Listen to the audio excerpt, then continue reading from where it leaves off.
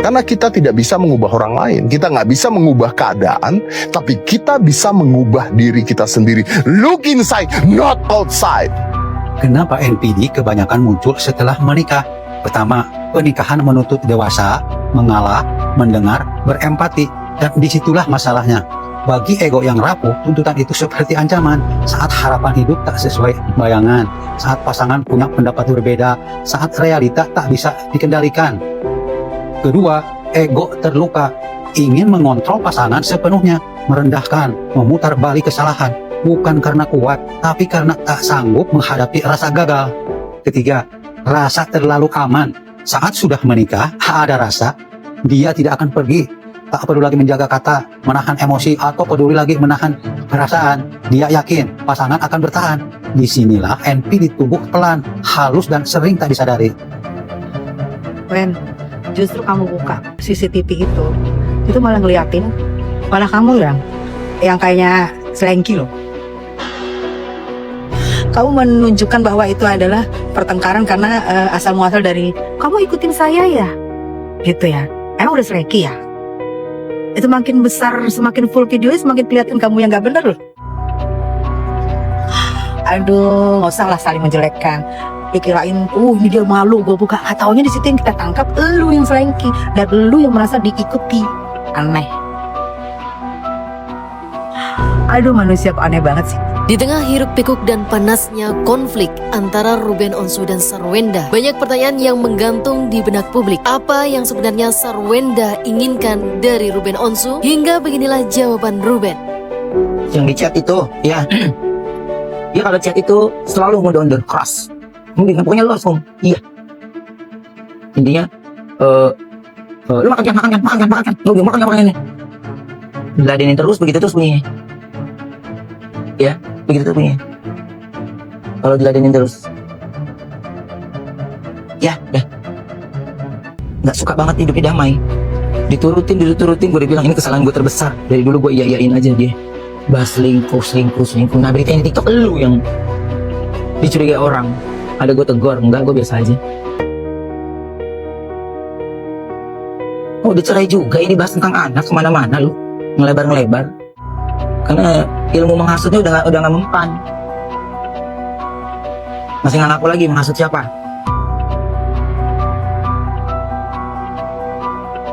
Hasut sono, hasut sini. Gue diem aja ya, Kenapa jadi lu 11 tahun yang lu pendam, lah gue 11 tahun diem aja ke lu. Lu ngomong gue pergi ninggalin rumah, lu 3 kali ninggalin rumah. Hah? Pokoknya mau salah mau bener harus gue minta maaf. Jadi kalau ada yang ngomong kenapa lu minta maaf, ya wajib untuk mengalah. Ternyata maaf itu jadi senjata dia sekarang. Oh nggak bisa deh.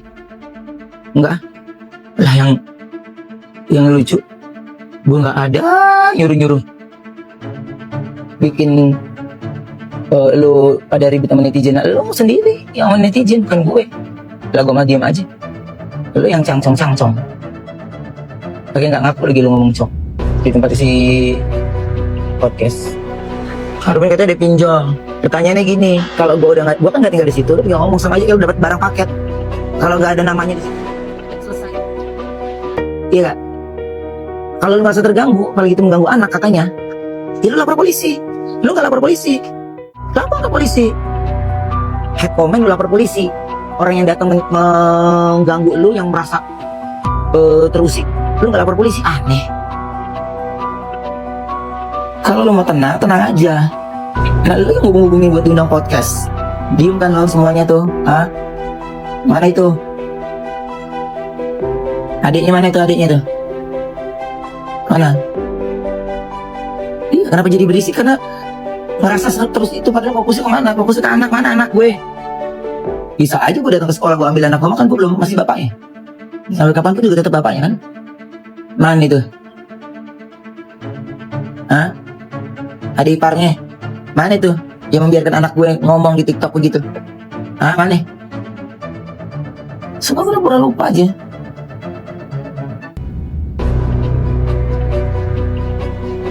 HIV. Lah itu Tania lahir dari mana? Mau gue kasih tahu titik-titik rumah gue berhubungan di mana? Demi mencuri perhatian si laki kali ya, begitu ya. Lu kagak ngerti. Nah, lu gede kan sekarang? Ngerasain lu bayar rumah sendiri kali ya? Dia capek. Mana gue? Capek ya? Baru 6 bulan capek. Baru kalau udah 11 tahun baru itu bener yang sesungguhnya. 6 bulan capek gimana sih ceritanya? Diomongin malah dibilang cemburu. Lah maksud gue lu mau pergi boleh, tapi tinggal kasih tahu ke gue itu doang. Kenapa jadi marah? Lu mau pergi boleh, tapi lu kasih tahu gue kan itu. Orang tuanya yang harus dikasih tahu, lah gue masih hidup. Gimana sih? Bingung banget.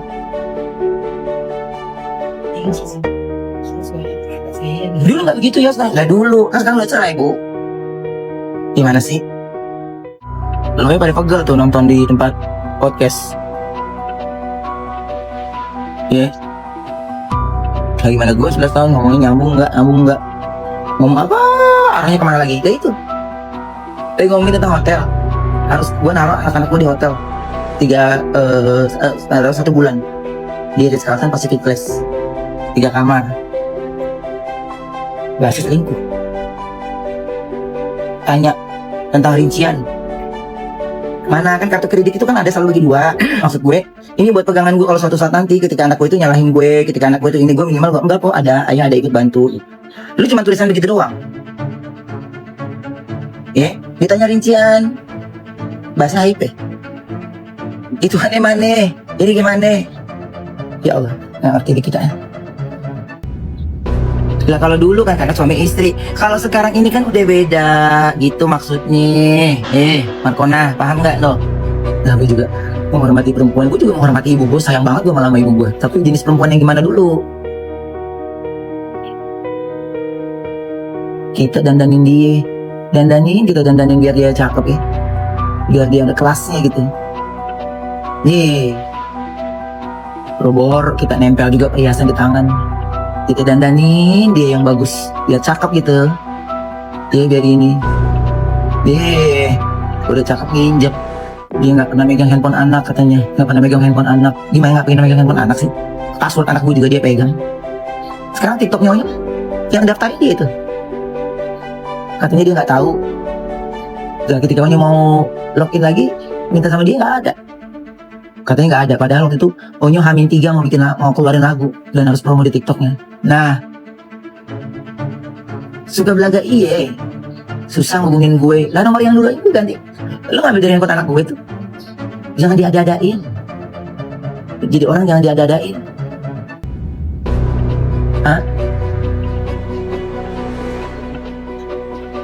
Tugas kerjaan tuh kalau malam hari lu cek gitu. Capek banget hidupnya. Turun dulu jumlah penontonnya, gue mau itu dulu. Dia tahu itu ibu anak gue bener.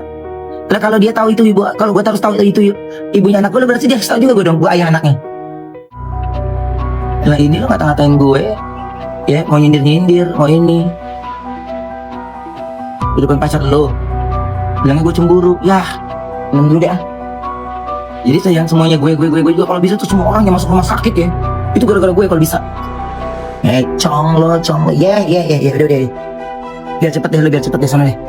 Udah gue bilang kawin, cepet lu kawin, dia jadi ngoring-ngoringan lo. Apakah benar itu bukan anak? Anak siapa ya? Anak gue lah. Lu lihat mukanya juga mirip gue. Para pengikutnya aja tuh yang dicocok-cocokin. Cincok ya mukanya.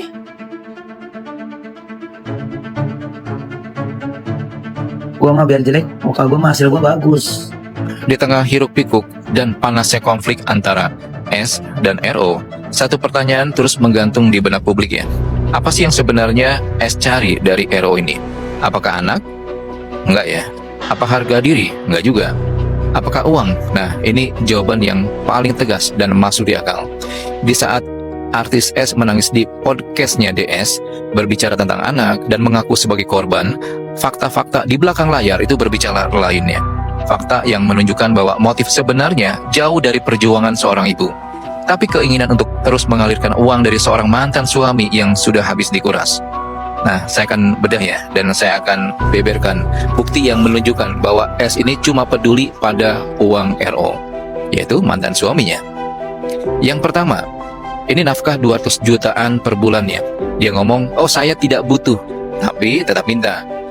Kalau kita lihat kontradiksi ini paling mencolok ya. RO ini kan ngasih nafkah anak ya, ini sekitar 200 jutaan per bulan. Di tengah memanasnya konflik S dan RO, ada satu frase yang terus diulang oleh S ya. Dia bilang, semua demi anak. Tapi banyak orang yang nggak tahu ya, dalam psikologi ada yang namanya moral licensing. Ketika seorang merasa bahwa dengan mengklaim demi anak, semua tindakannya itu menjadi terjustifikasi, walaupun itu manipulatif. Dan inilah yang dilakukan oleh S ya.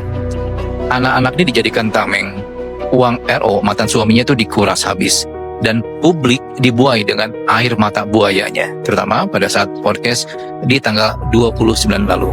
Dan saya akan coba bedah ya, bahwa demi anak, S ini cuma kamuflase untuk menyelamatkan diri dan terus menguras uang mantan suami.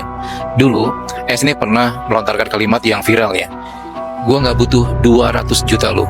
Tapi di podcast DS, dia justru minta RO bikinin ATM khusus untuk anak-anaknya, supaya RO bisa terus mentransfer uang tanpa melalui dirinya. Nah, dalam psikologi, ini disebut dengan cognitive dissonance, mengatakan tidak butuh, tapi tetap meminta fasilitas dari orang yang sama. Bahkan, pihak RO mengungkap ya, bahwa rincian nafkah yang diminta oleh S, mantan istrinya itu mencapai 243 juta per bulan. Ini mencakup biaya listrik rumah, gaji ART, driver, hingga kebutuhan hewan peliharaan. Nah, anak-anak cuma bagian kecil. Sisanya untuk kenyamanan S itu sendiri yang dibayar oleh mantan suami. S ini pernah bersumpah di podcast ya, saya tidak pernah sama sekali melarang anak saya ketemu sama ayahnya. Tapi RO justru menggugat hak asuh anak pada 30 Juni 2026 karena merasa dipersulit bertemu anak-anaknya selama berbulan-bulan sejak perceraian mereka September 2024 lalu. RO seharusnya mendapat 2 hingga 3 hari per minggu bersama anak. Tapi fakta di lapangan itu tidak terwujud. Nah, kuasa hukum RO ini bahkan menyebut anak-anak dijadikan tameng dalam berbagai persoalan ya, termasuk urusan keuangan. RO mengaku juga ya, sudah bosan diam dan memutuskan untuk meluruskan fakta di publik. Nah, pertanyaannya, jika tidak pernah melarang, kenapa RO sampai harus menggugat? Emang NPD apa sih, Bu? NPD atau Narcissistic Personality Disorder. Jadi, NPD itu gangguan kepribadian yang ditandai dengan harga dirinya yang sangat tinggi, kebutuhan yang sangat besar untuk dikagumi, dan kurangnya empati terhadap orang lain.